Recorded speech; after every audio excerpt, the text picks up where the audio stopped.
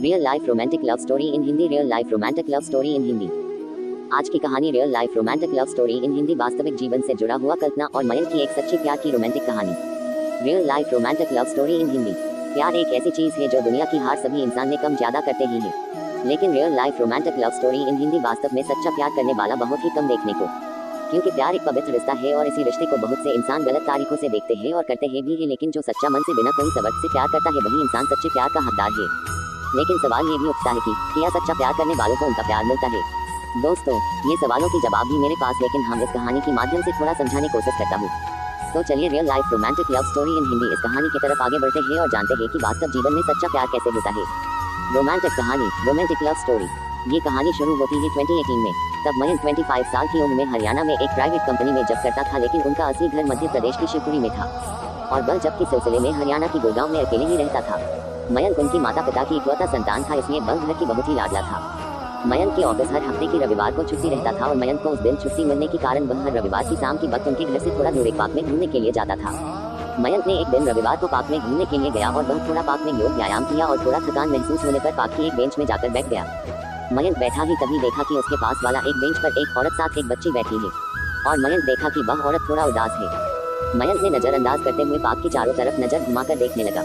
कुछ ही देर बाद जान मयंक की नजर उस बेंच पर पड़ी तो देखा कि वह औरत और बच्ची वहां नहीं है। थोड़ा शाम की अंधेरा भी हो चुका था, तभी मयंक ने उस बेंच पर धुंधला सा नजारे से देखा कि एक लाल रंग कोई चीज पड़ा है, क्योंकि पास में ज्यादा लाइट ना होने की वजह से उसे साफ साफ नजर नहीं आ रहा था।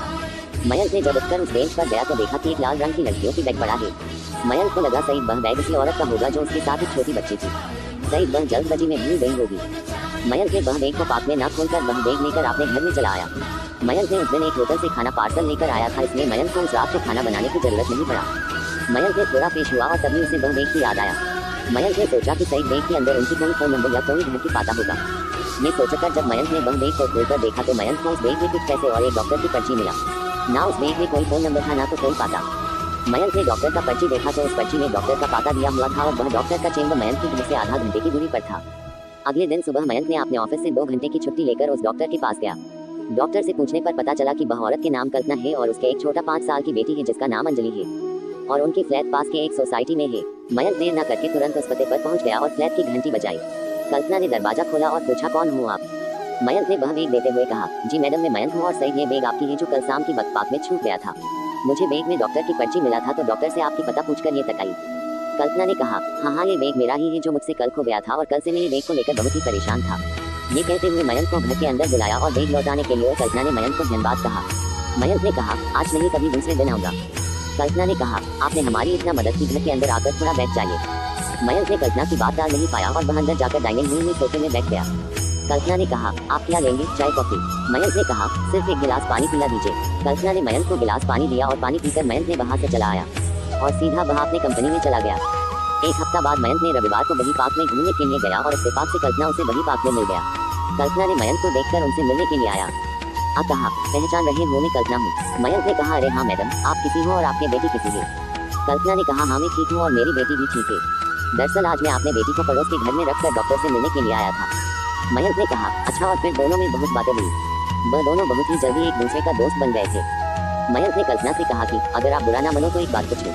कल्पना ने कहा, पूछो। मयंक ने कहा, आप हर रविवार को डॉक्टर के पास जाते हो, क्या बात है, कौन बीमार है? कल्पना ने कहा, सब कुछ बताऊंगा, अगर आपको वक्त मिले तो घर में आ जाना, दोनों मिलकर बहुत बातें करेंगे। और अभी मुझे जाना है क्योंकि अंजलि पड़ोसी के पास अकेला है। ये कहते हुए कल्पना वहां से चला गया।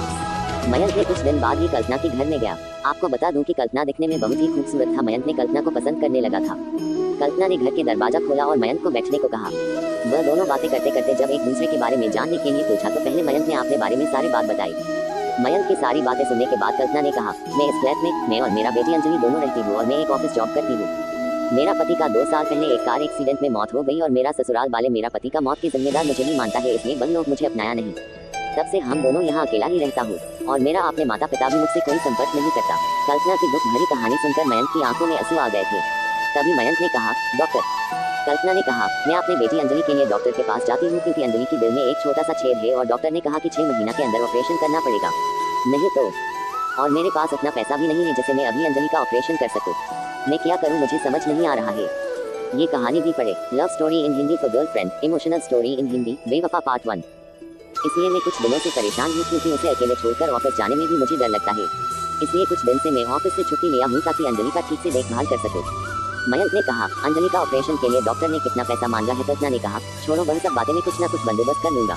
ये कहने के बाद कल्पना ने मयंक को चाय दिया और मयंक ने चाय पीकर कल्पना के घर से चला गया और कहा बाद में मिलता हूँ। अगले ही रविवार को मयंक ने डॉक्टर के पास जाकर अंजलि के बारे में बात की। तभी डॉक्टर ने बताया कि अंजलि का ऑपरेशन में 1.5 लाख की खर्चा आएगा और जितना जल्दी ऑपरेशन करेगा अंजलि के लिए उतना ही अच्छा है। मयंक ने कहा, डॉक्टर आप अगले महीने ही अंजलि की ऑपरेशन का तैयारी कीजिए, मैं अगले हफ्ते में आपके पैसे जमा कर दूंगा। ये कहते हुए मयंक ने अगले हफ्ते में कल्पना को बिना बताए पैसा जमा कर दिया। कल्पना जब डॉक्टर के पास आया तो डॉक्टर ने कल्पना को मयंक के बारे में सब कुछ बता दिया। कल्पना मयंक को तुरंत फोन किया और अपने घर में बुलाया। मयंक शाम को जब कल्पना के घर में गया तब कल्पना कहा, तुमने पैसा क्यों दिया? दया दिखा रहे हो मुझ पर? मयंक ने कहा, नहीं कल्पना, मैं तुम्हें दया नहीं दिखा रहा हूँ। एक अच्छा दोस्त के नाते में तुम्हें अंजलि के इलाज के लिए थोड़ा मदद कर रहा हूँ और अंजलि भी तो मेरी बेटी जैसा है। कल्पना ने कहा, बेटी जैसा मतलब? मयंक ने कहा, मैं तुमसे एक सच बात कहती हूँ, बुरा मत मानना। अगर तुम्हें मेरी बात पसंद नहीं आया तो मुझे माफ कर देना, लेकिन प्लीज बुरा मत मानना। देखो कल्पना, मैं तुम्हें कुछ नहीं छुपाऊंगा। तुम इतना खूबसूरत हो कि मुझे तुमसे बिना प्यार किए रहा नहीं गया। कल्पना, मैं तुम्हें बहुत प्यार करता हूँ और मैं तुम्हें शादी करना चाहती हूँ। कल्पना के पति के जाने के बाद वह भी बहुत ही अकेला हो गया था, इसलिए उसे भी एक अच्छा और सच्चे मन के हमसफर की जरूरत थी। इसलिए कल्पना ने मयंक के प्रस्ताव को स्वीकार कर लिया और इस रिश्ते से वह दोनों भी बहुत खुश थे और अंजलि भी खुश थे। वह दोनों फैसला किया कि अंजलि के ऑपरेशन के बाद ही शादी करेंगे। एक महीना के बाद अंजलि का ऑपरेशन बहुत ही अच्छे से सफलता के साथ हो गया और उसके बाद दोनों कोर्ट में जाकर शादी कर लिया।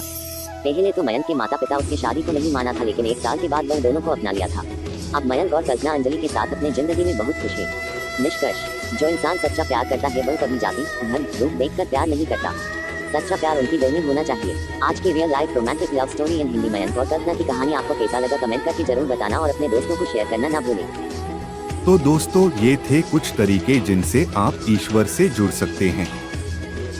वीडियो को लाइक, कमेंट, शेयर और सब्सक्राइब जरूर करें। हम मिलते हैं अगले वीडियो में, तब तक के लिए शुभ रात्रि।